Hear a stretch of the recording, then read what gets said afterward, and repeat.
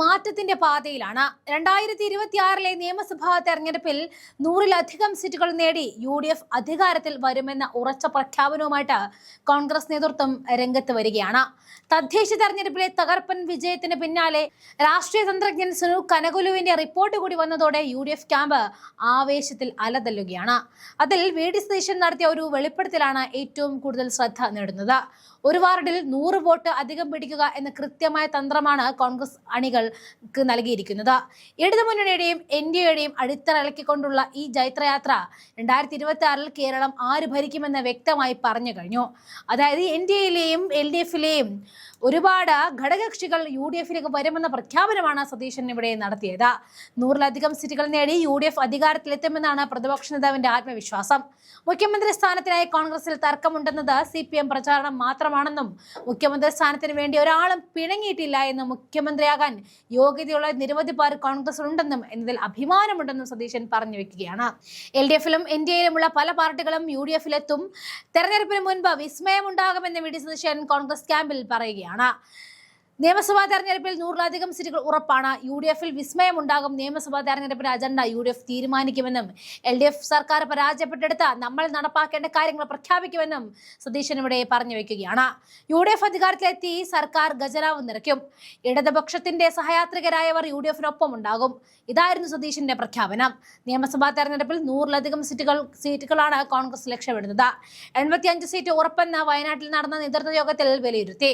തെരഞ്ഞെടുപ്പുമായി ബന്ധപ്പെട്ട് സുനിൽ കനകുലുവിന്റെ നിർദ്ദേശങ്ങളും ചർച്ച നടക്കുകയാണ്. ശബരിമല തൊഴിലുറപ്പ് അട്ടിമറിയിലും പ്രക്ഷോഭം ശക്തമാക്കുവാനാണ് കോൺഗ്രസ് തീരുമാനം. ഫെബ്രുവരിയിൽ പ്രതിപക്ഷ നേതാവിന്റെ നേതൃത്വത്തിൽ കേരളയാത്ര നടത്തുവാനും തീരുമാനമായിട്ടുണ്ട്. നമുക്ക് അദ്ദേഹത്തിന്റെ പ്രസംഗത്തിലെ പ്രസക്ത ഭാഗങ്ങളിലേക്ക് പോകാം.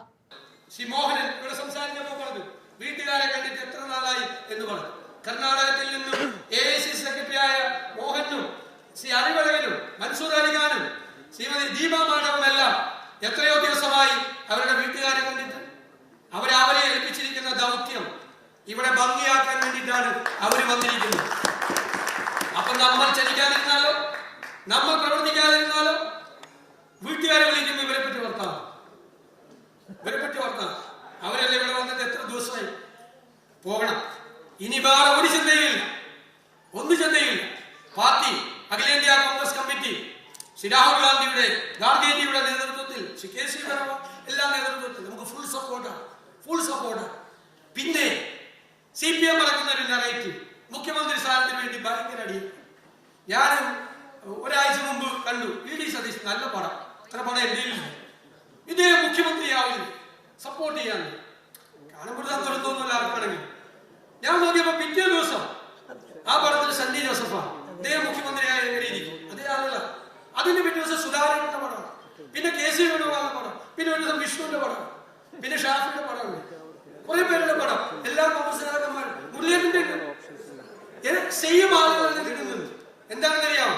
CPMന്റെ തന്ത്രമാണ് ഈ മെസ്സേജ് കൊടുക്കുന്നത്. ഏത് കോൺഗ്രസിന് ഞങ്ങൾ അഭിമാനത്തോടെ പറയുന്നു, കോൺഗ്രസിന് ഒരു ഗാലക്സി ഓഫ് ലീഡർഷിപ്പ് ഉണ്ട്.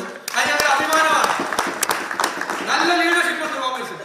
നിങ്ങൾ പ്രചരണം നടത്തിക്കോ. പക്ഷെ ഞങ്ങൾക്കൊരു ദേശീയ പാർട്ടിയാണ് ഞങ്ങളുടെ കോൺഗ്രസ്. ദേശീയ നേതൃത്വം കൃത്യമായ നടപടിക്രമങ്ങളും കാര്യങ്ങളും ഒരാൾ പോലും പിണങ്ങില്ല, ഒരാൾ പോലും വഴക്കിടില്ല, ഒരാൾ പോലും തർക്കിക്കില്ല. ഞങ്ങളൊരു ടീമായി, ഞങ്ങളൊരു കുടുംബത്തിലെ അംഗങ്ങളെ പോലെ ഇതിനെല്ലാം ഒരു സംശയവും അതൊക്കെ പാർട്ടി. ഇന്ന് ഒരു ചാനലിലെ വാർത്ത വന്നു, റോഡിലേക്ക് പറഞ്ഞു രാവിലെ, ഇന്ന് ഇവിടെ 70 സ്ഥാനാർത്ഥികളെ തീരുമാനിക്കും, പ്രഖ്യാപിക്കും. നമ്മള് അതൊന്നും ചർച്ച ചെയ്തിട്ട് പോലുള്ളൂ. അപ്പൊ വൈകുന്നേരം അവരെന്ത് ചെയ്യും? നേതാക്കന്മാർ തമ്മിലുള്ള തർക്കം കാരണം അത് തീരുമാനമായി. കോൺഗ്രസിലെ നേതാക്കന്മാർ, മുഖ്യമന്ത്രി സ്ഥാനാർത്ഥികളായ നേതാക്കന്മാർ അവരവരുടെ ആളുകളെ മണ്ഡലത്തിൽ കൊണ്ടുവരുന്നതിന് വേണ്ടി ശ്രമിച്ചപ്പോൾ തീരുമാനമായില്ല. ഇന്നത്തെ രാത്രി ചർച്ച അതാണ്. ഞാൻ വേറെ പണി ചെയ്തതിന് പകരം ഞാൻ ഗോവിന്ദൻ മാഷിന്റെ പടം പഠിപ്പിച്ചു നമ്മുടെ ആളെ കൊണ്ട്. ഇദ്ദേഹം മുഖ്യമന്ത്രിയായാലും എങ്ങനെ ഇരിക്കുന്നു ചോദിച്ചു. EP ജയരാജന്റെ പടം കൊടുത്ത് എന്താ കുഴപ്പമുണ്ടോ പുള്ളിക്ക്? മുഖ്യമന്ത്രിയായ EP ജയരാജൻ മുഖ്യമന്ത്രിയായ എന്താ കുഴപ്പം? മുഖ്യമന്ത്രിയാവില്ല, മുഖ്യമന്ത്രി സ്ഥാനാർത്ഥിയായ MA ബേബിയുടെ പടം. ഇനി നമ്മൾ അങ്ങനത്തെ പണി ചെയ്താൽ അതെല്ലാം കൊടുത്തേക്കും. തോമസ് ഐസക്കിന്റെ പടവും കൊടുത്തത്. അതിനൊക്കെ പണം കൊടുത്തേക്കുന്ന നേതാക്കന്മാരല്ലേ, മുഖ്യമന്ത്രി സ്ഥാനാർത്ഥിയാകാൻ യോഗ്യരായിട്ടുള്ള ആളുകൾ. അതിനൊക്കെ പണി അതാണ്. ആ പണിയിൽ നിന്ന് നമ്മൾ വീഴരുത്.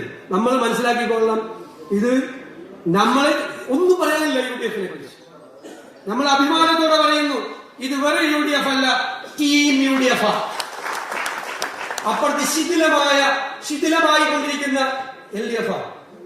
നമ്മളെ സഹായിക്കാൻ കുറച്ച് പേരുണ്ട്. ഇങ്ങനെ ഇടയ്ക്കിടയ്ക്ക് ഇങ്ങനെ പത്രസമ്മേളനമൊക്കെ നടത്തി നമ്മളെ സഹായിക്കുന്ന കുറെ ആളുണ്ട്. അവരൊക്കെ ആ പത്രസമ്മേളനങ്ങൾ തുടരണം എന്നാണ് എനിക്ക് പ്രത്യേകമായിട്ട് പറയാനുള്ളത്. അപ്പോ നിറഞ്ഞ ആത്മവിശ്വാസത്തോടും, എങ്ങനെയാണ് ആത്മവിശ്വാസം? നിശ്ചയദാർഢ്യത്തിന്റെയും കഠിനാധ്വാനത്തിന്റെയും ആത്മവിശ്വാസം. ആ ആത്മവിശ്വാസത്തെ അടിത്തറയാക്കി ഒരു ചരിത്ര നിയോഗമാണ് ഈ ടീമിന്, KPCC ടീമിന് ചരിത്ര നിയോഗം. ഉജ്ജ്വലമായ ഭൂരിപക്ഷത്തോടെ 100-ലധികം സീറ്റോടുകൂടി UDF കേരളത്തിൽ അധികാരത്തിലെത്തും. കേരളത്തിലെ പ്രവർത്തകരോട്, കേരളത്തിലെ ജനങ്ങളോടുള്ള നീതി പുലർത്തും എന്നുറപ്പ് പറഞ്ഞുകൊണ്ട് അതിനുവേണ്ടി കഠിനാധ്വാനം ചെയ്യണം എന്ന് വിനയപൂർവ്വം അഭ്യർത്ഥിച്ചുകൊണ്ട് ഞാൻ എന്റെ വാക്കുകൾ ചുരുക്കുന്നു. ഈ ക്യാമ്പ് ഗംഭീരമായി സംഘടിപ്പിച്ച എല്ലാ സംഘാടകരോടും, സഹായിച്ച എല്ലാവരോടും ഞാൻ പ്രത്യേകമായി നന്ദി.